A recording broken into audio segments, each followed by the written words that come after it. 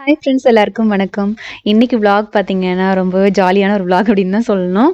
என்னோட பர்த்டே எந்த மாதிரி போச்சு அப்படிங்கிறத பார்க்கலாம். ஆக்சுவலா இந்த vlog வந்து நான் ப்ராப்பராவே எதுவுமே எடுக்கல. அதனால தான் சரி இந்த வீடியோ ஷேர் பண்ணலாமா, வேணாமா அப்படின்னு கூட யோசிச்சுட்டு இருந்தேன். அன்னைக்கு வந்து பார்த்தீங்கன்னா, அதாவது என்னோட லைஃப்லயே ஃபர்ஸ்ட் டைம் இந்த மாதிரி ஒரு சர்ப்ரைஸ் பண்ணது இந்த வருஷத்தோட பர்த்டே தான். பசங்கள்லாம் சேர்ந்து, அதாவது என்னோட கசின்ஸ்லாம் சேர்ந்து நைட் ஒரு 12:30 1 மணி இருக்கும். அந்த டைம்க்கு வந்து கேக்கெல்லாம் எடுத்து வச்சு ரெடியா இருந்தாங்க. எனக்கு அவங்க வந்ததே தெரியாது. ஏன்னா நான் ரூம்ல தான் இருந்தேன். ஏன்னா தூங்கிட்டு இருந்தேன். அதுக்கப்புறம் ஹஸ்பண்ட் வந்து எழுப்புனாங்க. "வா எந்திரிச்சு வெளிய வா, வெளிய வான்னு" கூப்பிட்டாங்க. எனக்கு "எதுக்கு இந்நேரத்துக்கு எழுப்புறீங்க? நான் வரமாட்டேன். காலையில பார்த்துக்கலாம்" அப்டின்னேன். "சும்மா தான் வா" அப்படின்னு சொல்லிட்டு இழுத்துட்டு வந்தாங்க. அதுக்கப்புறம் பார்த்தா இத்தன பேர் இருந்தாங்க. எனக்கு ரொம்ப கொஞ்ச நேரத்துக்கு என்ன நடக்குது? இது உண்மதானா? இல்ல பொய்யா? அப்படின்னு கூட கொஞ்ச நேரம் அப்படியே ஸ்டன் ஆயி பார்த்துட்டே இருந்தேன். அப்புறமா தான் ரியலைஸ் பண்ணேன். ஓகே, நம்ம பசங்க வந்து நமக்காக சர்ப்ரைஸ் பண்றதுக்காக தான் வந்திருக்காங்க அப்படின்னு சொல்லிட்டு கேக்லாம் கட் பண்ணி சாப்பிட்டு முடிச்சாச்சு. நான் இந்த பக்கம் கேமரா ஆன் பண்ணி வச்சதே மறந்துட்டேன். இவங்க என்ன பண்ணிட்டு இருக்காங்கன்னு பாருங்களேன். ஹாய் ஃப்ரெண்ட், வெண்ணிலா வீடுகளை கடத்தி வச்சு இது பண்ணுறாங்க. ஆமாம், நாங்கள் இப்போ எங்கே வந்திருக்கோம் பார்த்தீங்கன்னா, அவங்களோட பர்த்டேக்கு சர்ப்ரைஸ் பண்ண வந்திருக்கோம். மிக்சர் சாப்பிட்டோம், அவங்க செஞ்ச கப் கேக் சாப்பிட்டோம். கடைசியில சர்ப்ரைஸ் யாருக்குன்னா நமக்கு தான். அப்படி போட்டுருண்டா நமக்குள்ள இருக்கணும். இல்ல இல்ல இதெல்லாமே என்னோட மாமா பசங்க, அதுக்கப்புறம் கீர்த்தனாவோட ஹஸ்பண்ட், அவங்களும் எல்லாரும் சேர்ந்து வந்து சர்ப்ரைஸ் பண்ணியிருந்தாங்க. முத நாள் நைட்டு, ஜூலை 15க்கு முத நாள் நைட்டு. பசங்க என் குட்டீஸ் 2 பேருமே நல்லா தூங்கிட்டு இருந்தாங்க. அடுத்த நாள் காலையில பிரியவனுக்கு ஸ்கூல் அப்படிங்கிறனால அவனை எழுப்ப வேண்டான்ட்டு நாங்கள் பசங்களை எழுப்பலை. அந்த டே ஸ்டார்ட் ஆகும்போதே ரொம்ப ஒரு ஹாப்பியாக தான் ஸ்டார்ட் ஆச்சு அன்னைக்கு. பர்த்டே ஸ்பெஷலாக நான் எதுவுமே ஸ்பெஷலாக பண்ணல. வீட்டில் ஸ்வீட் மட்டும் வாங்கிட்டு வந்தாங்க, லட்டு. ஸோ இந்த பர்த்டே வந்து பார்த்தீங்கன்னா எனக்கு ரொம்ப ஸ்பெஷலான ஒரு பர்த்டே. எப்பவும் போல் உங்களோட விஷஸ் தான் என்னை இன்னும் பூஸ்டப் பண்ணுது. மார்னிங் எந்திரிச்சோடனே உங்களோட விஷஸ் பார்க்குறது, அப்புறம் மாற்றி மாற்றி எல்லோரும் ஃபோன் பண்ணுறது. அன்றைக்கி ஒரு நாள் அது என்னமோ தெரில, நமக்கான நாள் அப்படிங்கிற மாதிரி ஒரு ஸ்பெஷலாக ஃபீல் ஆகுது. அந்த ஸ்பெஷலாக ஃபீல் பண்ண வைக்கிறது நீங்கள் தான் உண்மையாகவே. ஸோ உங்கள் எல்லாருக்கும் என்னால் நேரில் வந்து ஸ்வீட் கொடுக்க முடியல, அதனால் இங்கேருந்தே நான் எல்லாருக்கும் கொடுக்குற மாதிரி நினச்சிக்கிறேன். அதே மாதிரி நீங்களும் எனக்கு ஸ்வீட் கொடுக்குற மாதிரி நினச்சி நான் சாப்பிட்டுக்கிறேன். Thank you so much. விஷ் பண்ணவங்களுக்கு, அதுவும் வந்து 2-3 நாளைக்கு முன்னாடி அட்வான்ஸ் விஷஸ் பண்ணவங்களாம் இருக்கீங்க, யூடியூப்லேயும் சரி இன்ஸ்டாலேயும் சரி. அவங்க எல்லாருக்குமே ரொம்ப ரொம்ப ரொம்ப ரொம்ப நன்றி சொல்லிக்கிறேன். Thank you so much. Morning breakfast பார்த்தீங்கன்னா ஸ்பெஷலாக இல்லை, நீ பார்த்துருப்பீங்க. இட்லியும் சட்னியும் தான் பண்ணியிருக்கேன். சாப்பிட்டு கோயிலுக்கு போகலாம் அப்படின்னு இருக்கோம். இதுதான் என்னோட பர்த்டே அவுட்ஃபிட்டு. பர்த்டே அவுட்ஃபிட் பார்த்தீங்கன்னா ஜஸ்ட்டு சும்மா ஒரு என்னோட ஸ்டைலில் எப்போவுமே நான் எடுக்கிற மாதிரி ஒரு ட்ரெஸ் தான். யோசிச்சிருப்பீங்க, இந்த அக்காவுக்கு இந்த எல்லோ கலரை விட்டால் வேறு கலரே கிடைக்காதா அப்படின்ட்டு. என்ன பண்ணுறது, வேறு கலர் தேடி பார்த்தேன், அமையவே இல்லை. இந்த ட்ரெஸ் தான் எனக்கு என்னமோ ஃபிட்டும் கரெக்டாக இருந்த மாதிரி இருந்துச்சு. ஃபிட்டும் கரெக்டுன்னு சொல்ல முடியாது, ஆர்டர் பண்ணி தான் போட்டிருக்கோம். ஆனாலுமே இன்னும் லூஸாக தான் இருக்குது, அவசரத்தில் எடுத்தது. அதனால ஓகே, இந்த ட்ரெஸ் தான் என்னோட அவுட்ஃபிட். நீ சாப்பிட்டு கோயிலுக்கு போகணும், அதுக்கப்புறம் நம்ம vlog பார்க்கலாம். எங்கள் ஆள் வந்து சின்னவர் மட்டும் ஸ்கூல் லீவ் போட்டார். அவருக்கு ஆல்ரெடி கொஞ்சம் உடம்பு நல்லா இல்லை, அதனால லீவ் போட்டாச்சு. பெரியவன் பிரத்திக் வந்து ஸ்கூல் போயிட்டான். அவன் தான் பாவம், லீவே போட முடியறதில்ல. சின்னவருக்கு எப்போவுமே என்ஜாய்மெண்ட்டு தான், நினச்ச நேரம் லீவ் போட்டுக்கலாம் அப்படிங்கிற மாதிரி. ஸோ பெரிய பசங்களை ஆக ஆக அவங்க வந்து நிறைய தியாகம் பண்ண வேண்டியதாக இருக்குது இல்லையா. நம்மளும் அதை கடந்து தான் வந்திருக்கோம். இருந்தாலும் கஷ்டமாக இருக்குது, ஒரு நாள் கூட லீவ் போட முடியலையே அப்படின்னு சொல்லிட்டு. ஈவினிங் வந்ததுக்கப்புறம் வெளியே போகலாம் அப்படின்னு நினச்சிருக்கோம். பார்க்கலாம்.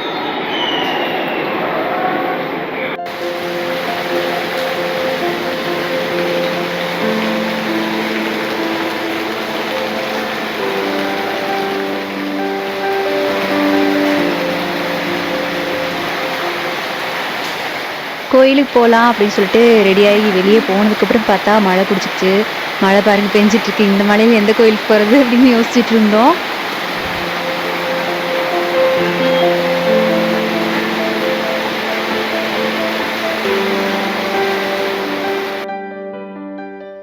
அப்படியே மழை நிற்குமான்னு வேடிக்கை பார்த்துட்டு ரொம்ப நேரம் வீட்லேயே நின்னாச்சு. சரி, இதுக்கப்புறம் வெயிட் பண்ணிட்டு இருந்தோம்னா சரிப்படாது, கிளம்பி எங்கேயாவது ஒரு கோயில் போகலாம் அப்படின்னு சொல்லிட்டு இங்கே பொள்ளாச்சியில் ஒரு கோயிலுக்கு போயிருந்தோம். ஒரு ஐயப்பன் கோயில் தான். இந்த பர்த்டே மட்டும் இல்லை, எல்லா பர்த்டேக்கும் எல்லாருமே பண்ணக்கூடிய ஒரு விஷயம் என்னன்னா கோயில் போகிறது தான். காலையில் கோயில் போயாச்சு. அதுக்கப்புறம் என்ன வேலை, எங்கேயாச்சும் போகணும் போல இருந்துச்சு. அதே மாதிரி யாருக்கெல்லாம் மழை பெய்யும் போது டிராவல் பண்றது ரொம்ப பிடிக்கும் அப்படின்னு சொல்லுங்க. எனக்கு என்னமோ தெரியல, அந்த மழை பெஞ்சாலே கார்ல ஒரு லாங் டிரைவ் போனா ரொம்ப ரொம்ப பிடிக்கும். ஏதோ கொஞ்சம் நம்மளவே மறந்து எல்லாத்தையும் மறந்து டிராவல் பண்ற மாதிரி இருக்கும். அதோட நர்சரி கார்டனுக்கு நேரா வண்டி விடுங்க அப்படின்னு சொல்லிட்டேன். இதுதான் சாக்கு. இப்போதான் நம்ம சொன்னா கேட்பாங்க அப்படின்னு சொல்லிட்டு கரெக்டா நர்சரி கார்டனுக்கு விடுங்க அப்படின்னு சொல்லிட்டேன். அங்கேயும் போனாலும் அப்படி ஒரு மனசு ரிலாக்ஸேஷன் இருக்கும். எவ்வளோ நேரம் டைம் போனாலும் தெரியவே தெரியாது. சும்மா அந்த செடிங்களை பார்த்துட்டு வந்தாலே போதும், அவ்வளோ ஹாப்பியாக இருக்கிற மாதிரி இருக்கும். ஸோ நான் ஒரு 2-3 செடி வாங்கினேன். அதாவது அந்த ஜாதி பூ இருக்குல்ல அது, அதுக்கப்புறம் முல்லைப்பூ, அதுதான் நம்ம வீட்டில் இல்லாமல் இருந்தது. சரின்ட்டு அந்த 2 செடியும் வாங்கிட்டு வீட்டுக்கு போயிட்டு இருந்தோம். வீட்டுக்கு போனதுமே நல்லா சாப்பிட்டு தூக்கம் போட்டாச்சு. ஏன்னா நைட்டு ரொம்ப லேட் ஆயிடுச்சு இல்லையா தூங்குறதுக்கு. கசின்ஸ்லாம் வந்துட்டு வீட்டுக்கு போகிறதுக்கு, அவங்க வீட்டுக்கு போகிறதுக்கு ஒரு 2-2:30க்கு மேலே தான் போனாங்க. 3 மணி ஆயிடுச்சுன்னே சொல்லலாம் நாங்கள் தூங்குறதுக்கு. அதனால நல்லா மதியானம் சாப்பிட்டு குட்டி தூக்கம் போட்டு எந்திரிச்சாச்சு. அதுக்கப்புறம் ஈவினிங்க்கு மேலே வீட்டில் சாமி கும்பிடலாம் அப்படின்னு சொல்லிட்டு பூவெல்லாம் வச்சு விளக்கேற்றிட்டு இருந்தேன்.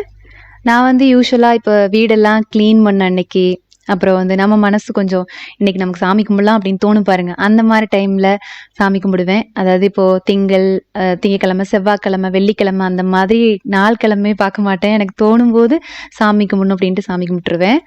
அதே மாதிரி ப்ராப்பராக பூஜை பண்ணுறது, அப்புறம் இந்த பூஜை சம்மந்தப்பட்ட விஷயங்கள்லாம் எனக்கு அவ்வளோவா தெரியாது. ஏதோ எனக்கு தெரிஞ்ச வகையில் தோணும்போது சாமி கும்பிடுறது, அவ்வளோதான். அதுவும் டெய்லி அப்படின்லாம் கிடையாது, தோணும்போது மட்டும்தான். அதுக்கப்புறம் கொஞ்ச நேரம் கழிச்சு, அதாவது நைட்டு டின்னருக்கு வெளியில் போய் சாப்பிட்டுக்கலாம் அப்படின்னு சொல்லியிருந்தாங்க. இதுக்கடையில் பசங்க வந்து ஒரு கிஃப்ட் பண்ணாங்க. இது என்னடா கிஃப்ட் அப்படின்னு கேட்டுட்டு இருந்தேன். ஆனால் நான் கெஸ் பண்ணிட்டேன், கண்டிப்பாக இந்த கிஃப்டாக தான் இருக்கும் அப்படின்ட்டு. ஏன்னா ரொம்ப நாளாகவே சொல்லிட்டு இருந்தாங்க, அம்மா எனக்கு ஸ்மார்ட் வாட்ச் இருக்குது, எங்கள் 2 பேருக்கும் ஸ்மார்ட் வாட்ச் இருக்குது, உனக்கு மட்டும் இல்லை, வாங்கிக்கோன்ட்டு. எனக்கு அந்தளவுக்கு அது விருப்பம் இல்லைங்கிறனால வேண்டான்னு சொல்லிட்டு இருந்தேன். கரெக்டாக பர்த்டே அதுவும் அந்த ஸ்மார்ட் வாட்சே தான் வாங்கி கொடுத்தாங்க. இது அந்த ரெட்மி ஸ்மார்ட் வாட்ச் தாங்க, அஃபோர்டபுளாகவும் இருக்கும். சரி, ஓகே, பசங்க ஆசைப்பட்டதும் நமக்கு கையில் கட்டி விட்டாங்க அப்படின்னு அது ஒரு ஹாப்பியாக இருந்துச்சு வாங்கி கொடுத்ததுக்கு. அதுக்கப்புறம் ஹோட்டல் போயிட்டோம். கசின்ஸ், அதுக்கப்புறம் மாமா அத்தையும் கூட வந்திருந்தாங்க.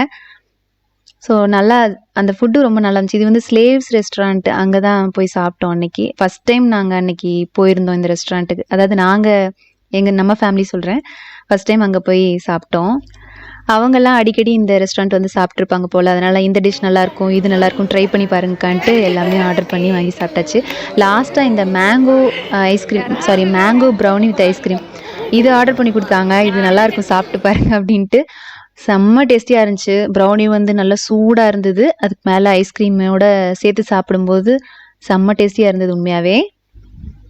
இதுதாங்க கீர்த்தனா.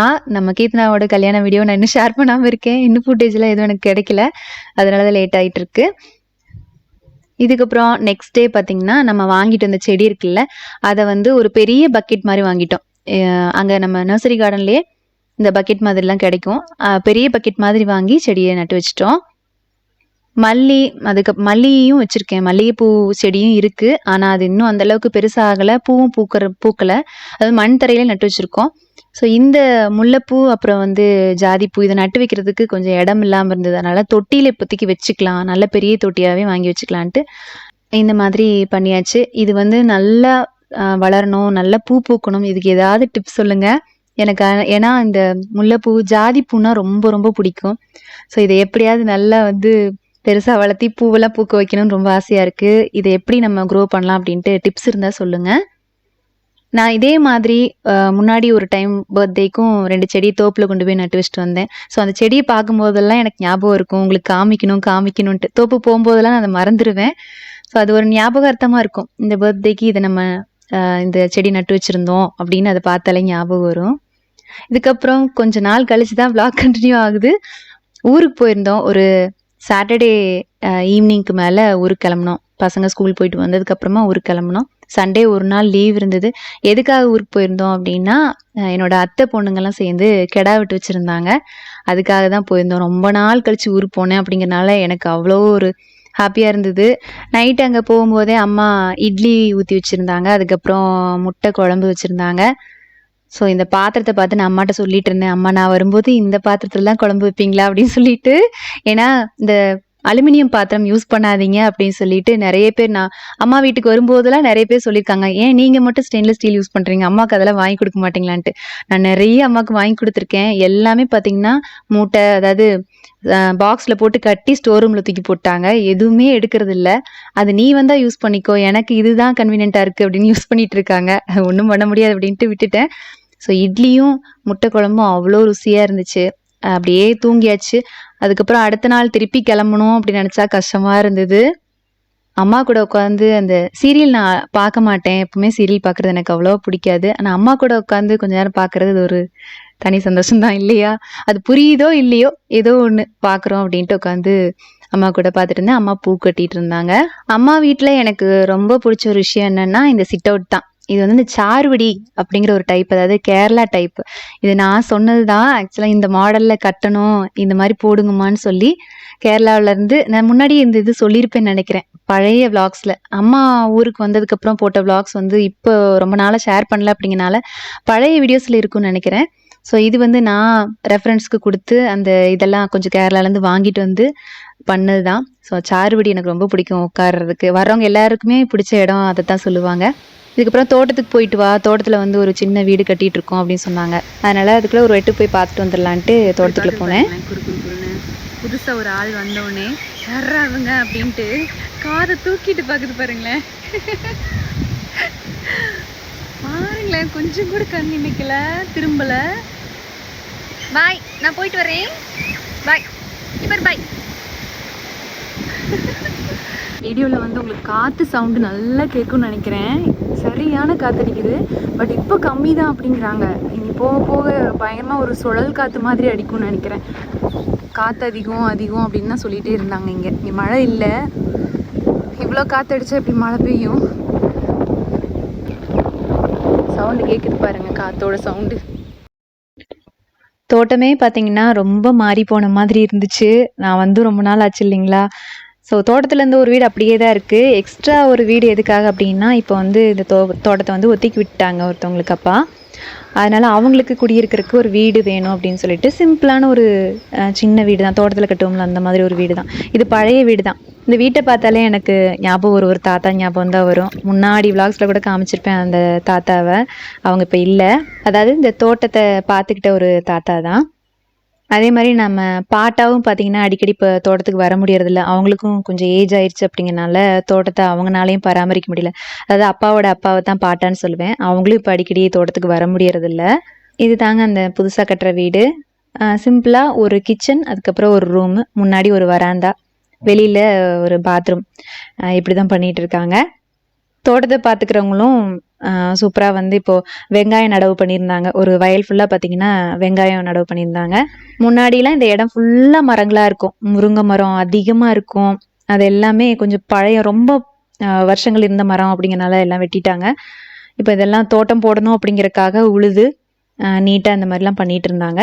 இனி வீட்டுக்கு போயிட்டு கெடா வீட்டு விருந்துக்கு கிளம்பணும். அதுக்கு முன்னாடி அக்கா வீட்டுக்கு வா, இந்த கேக் பண்ணுறது எப்படின்னு கொஞ்சம் பார்த்துட்டு போயிரு அப்படின்னு சொல்லிச்சு. அதனால நான் அங்கே போயிருந்தேன். இது வந்து என்னோட பெரியம்மா பொண்ணு, பெரியப்பாவுக்கு, அதாவது அப்பாவோட அண்ணா, அப்பாவுக்கு ஒரு அண்ணா ஒரு அக்கா. அக்கா பொண்ணுங்க தான் கெடா விருந்து வச்சுருக்காங்க.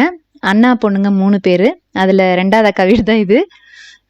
கேக் வந்து பேக்கிங் கிளாஸ் வந்து இப்போ லேர்ன் பண்ணிட்டு இருக்குது அக்கா. அதனால இது கரெக்டாக வருதானே என்னன்னு வந்து பார்த்துட்டு சொல்லு அப்படின்னு சொல்லியிருந்தது. அதனால நான் போயிருந்தேன். கரெக்டாக எல்லாம் மிக்ஸ் பண்ணி பேக் பண்ண போகும்போது கொஞ்ச நேரம் தான் கரண்ட் இருந்தது. அதுக்கப்புறம் கரண்ட் ஆஃப் ஆயிடுச்சு. சரி, ஓகே, நீ என்னமோ ஆகட்டும் அப்படின்ட்டு நானும் கிளம்பிட்டேன். கேக் வந்து என்னோட ஃப்ரெண்டு கிட்ட தான் அக்கா பேக்கிங் கிளாஸ் லேர்ன் பண்ணாங்க. இதுக்கப்புறம் வீட்டுக்கு போய் நானும் குளிச்சுட்டு ரெடி ஆகியாச்சு. பசங்களும் அந்த பக்கம் ரெடி ஆகிட்டாங்க. சரி, வெளியில் வந்து கொஞ்ச நேரம் அப்படியே தலையை காய வைக்கலான்ட்டு வெளியே வந்தது தான். என்ன காத்தடிக்குது பாருங்க. ஆடி மாச காத்துன்னா சும்மான்னு சொல்ல முடியாது. அப்படி ஒரு காத்து ஊர்ல. அப்படியே முடியெல்லாம் பிச்சுட்டு போற அளவுக்கு காத்தடிச்சுது. கோயில்லையும் போய் பயங்கரமான காத்தடிச்சுதுங்க. அந்த கெடா வந்து பாத்தீங்கன்னா ஒரு கோயில்ல தான் வச்சிருந்தாங்க. அங்கேயும் சரியான காத்து. நான் வேர் பண்ணிக்கிறது வந்து அம்மாவோட சாரி தான். ஆசையா வந்து ஒரு 4-5 சாரி நல்லா இருக்கா பாரு அப்படின்னு கேட்டுட்டு இருந்தாங்க. ஓகே, இது நல்லா இருக்குமா அப்படின்னு சொல்லிட்டு நான் ஒரு பிளவுஸ் கொண்டு வந்தேன். அதுக்கு மேட்ச் ஆகுது, நான் வேர் பண்ணி தர்றேன் அப்படின்னு சொல்லிட்டு நைஸா எடுத்துட்டு வந்துட்டேன். ஏன்னா கட்டுறதுக்கு அவ்வளோ ஈஸியா இருந்துச்சுங்க. அம்மாவும் அதே மாதிரி தான். எப்படி சொல்றேன்னா, எனக்கு சாரீஸ் பிடிச்சிருந்தா எடுத்துக்கோ அப்படிம்பாங்க. நானும் அம்மாவுக்கு நிறைய சாரீஸ் வாங்கி கொடுப்பேன், என் சாரீஸ் பிடிச்சிருந்தாலும் கொடுப்பேன்.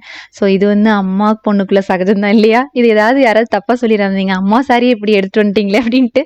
அதனால தான் நான் சொல்கிறேன். பார்த்தீங்கன்னா நாள் தான் நாங்கள் வந்தோம், லக்கேஜோட உள்ள எல்லாம் கொண்டு போய் வச்சோம். நெக்ஸ்ட் டே திருப்பி லக்கேஜ் எல்லாம் காருக்குள்ளே கொண்டு போய் வச்சு கிளம்பும்போது கஷ்டமாக இருந்துச்சு.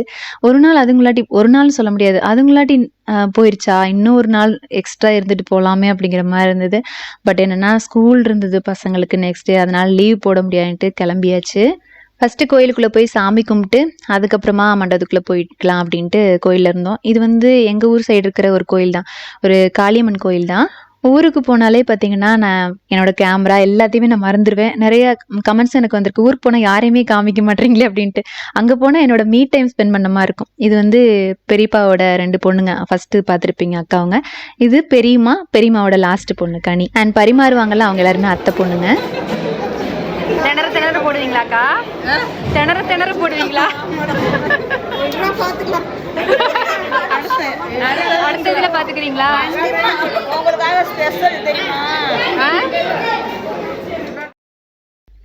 ஆக்சுவலாக எங்களுக்கு சாப்பாடு வச்சாங்கல்ல, அது வந்து என்னோட அத்தையோட 2வது பொண்ணு.